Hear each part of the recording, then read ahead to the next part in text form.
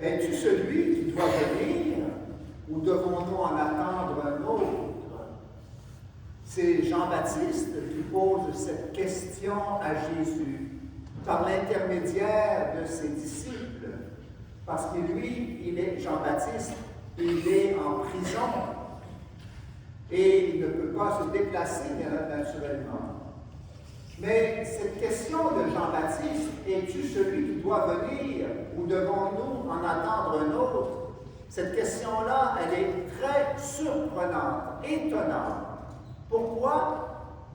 Eh bien, parce que normalement, on le sait depuis le début de sa prédication, Jean le Baptiste savait qui était Jésus.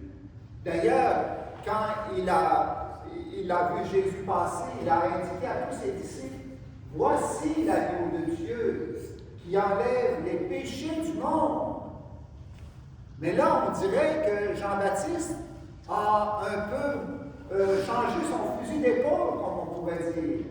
Et il doute d'une certaine manière. Hein? Je ne sais pas vraiment si c'est le Messie de Dieu, Jésus. Et on peut se poser la question, mais comment expliquer cela?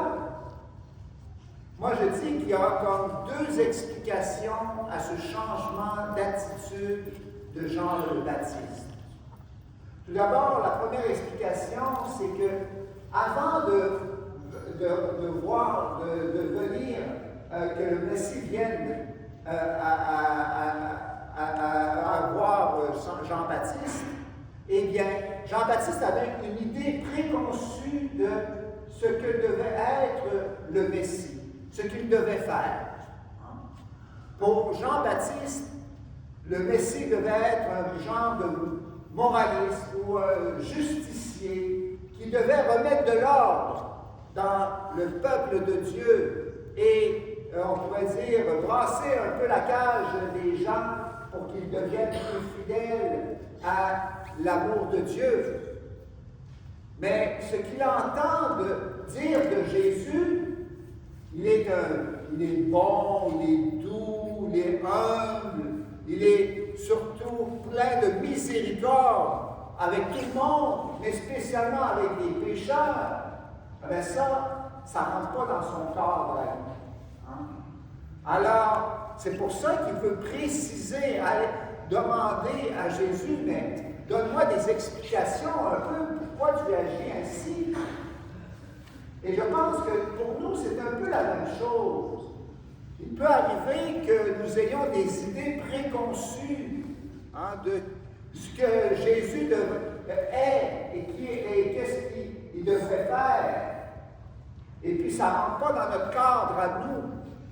Alors c'est important dans une démarche de foi de poser des questions au Seigneur. Seigneur, je ne comprends pas là. Je ne comprends pas ce qu'il était en train de faire ou de me dire.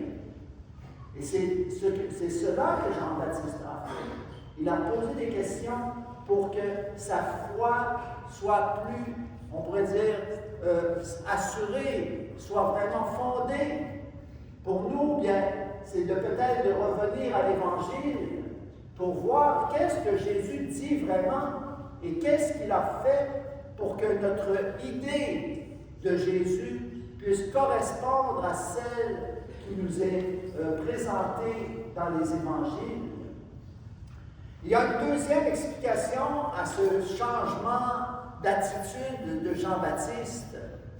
Il me semble qu'elle peut s'expliquer par sa situation dans la prison où il était. Vous savez que les prisons du temps de Jésus, ce n'étaient pas les prisons actuelles, où on a la télévision, puis on a toutes sortes de commodités.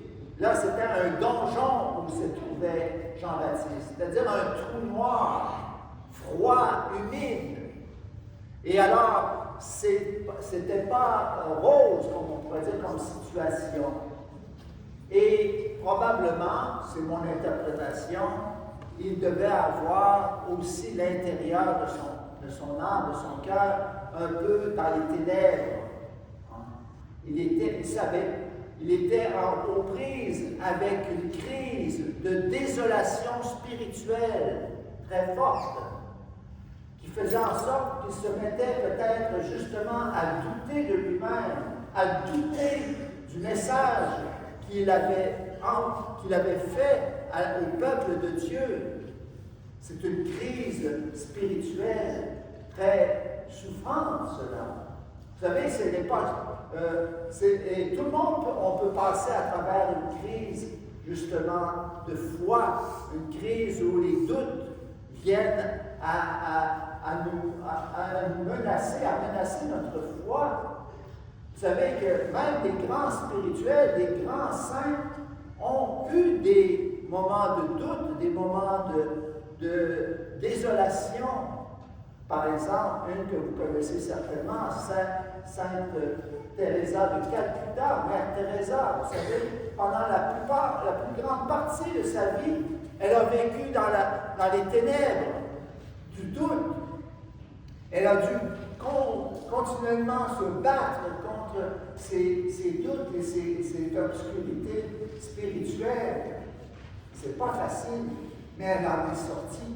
Et Jean-Baptiste aussi en est sorti. Comment est-ce qu'on peut, nous aussi, quand nous devons affronter des doutes sur notre foi, ou quand on est envahi par les ténèbres, on ne sait plus où se tourner, eh bien, Jean-Baptiste nous dit où se tourner. Il faut se tourner vers Jésus. C'est lui le Sauveur. C'est lui qui peut nous donner la lumière, qui va surmonter les ténèbres. Et alors, bien, pour pouvoir justement surmonter les ténèbres et vaincre les tentations, cette crise de foi, eh bien, Saint Jacques, dans la deuxième lecture, nous donne une vertu qui est essentielle. Quelle est-elle? La patience. Il nous le dit 4 fois. Si vous remarquez, le mot patience est écrit 4 fois dans ce petit passage. Parce que la patience, c'est la clé de voûte de notre persévérance. Si on n'a pas la patience, c'est-à-dire avec la capacité de durer malgré l'épreuve, malgré les vents contraires, eh bien, on n'arrivera jamais à persévérer jusqu'au bout. Et c'est vraiment un don de Dieu qu'il faut demander à chaque jour.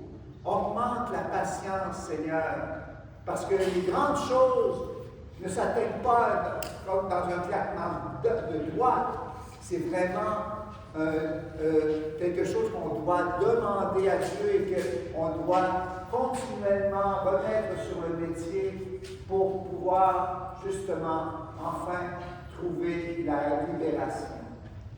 Puis le deuxième moyen que Jésus nous donne pour pouvoir surmonter les épreuves du doute ou des ténèbres, eh bien, il le dit aux disciples de Jean-Baptiste et à Jean-Baptiste lui-même. Regardez autour de vous, voyez, les aveugles voient, les boiteux marchent, les morts ressuscitent, et les pauvres reçoivent la bonne nouvelle de l'Évangile. Alors, qu'est-ce que ça veut dire pour nous aujourd'hui? Bien, levez la tête, frères et sœurs. Quand l'épreuve vous fait vous recroqueviller sur vous-même, dépliez-vous, relevez la tête et voyez autour de vous. Regardez pas les milliers de villes de vous, là. Regardez tout proche. Regardez ici, là. Qu'est-ce qu'on voit là-bas, de l'hôtel? Hein? Des paniers de Noël. Ça, c'est une bonne nouvelle, frères et sœurs. Parce qu'il y aura des pauvres qui vont recevoir un signe concret de l'amour de Dieu pour eux. Les familles qui sont en difficulté financière vont pouvoir avoir une lumière d'espérance. Mais je vois le don de Dieu aussi dans celui ou celle qui l'a donné ce panier de Noël. Ça montre que Dieu est à l'œuvre dans ces personnes-là. C'est des personnes qui sont autour de moi, cela. Alors, voyez-vous, c'est des signes que Dieu est là, vivant, présent, et c'est son amour qui est à l'œuvre en moi et autour de moi. Quand je vois, par exemple, que j'ai des bons enfants qui m'aident, on est unis dans la famille, quel beau don de Dieu, où Dieu est présent. Quand je vois, par exemple, aussi que je suis malade et qu'il y a un proche aidant ou une personne à l'hôpital, une infirmière qui me sourit, qui m'accueille, qui me console, me donne courage et espérance. Alors, un autre don de Dieu, un cadeau de Dieu pour que je puisse continuer ma route et ne pas désespérer. Alors, on va demander durant cette Eucharistie que nous ayons ces deux dons.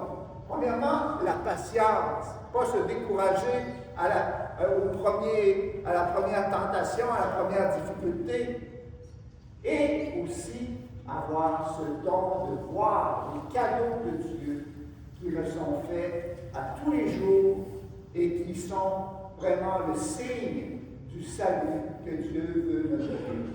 Amen.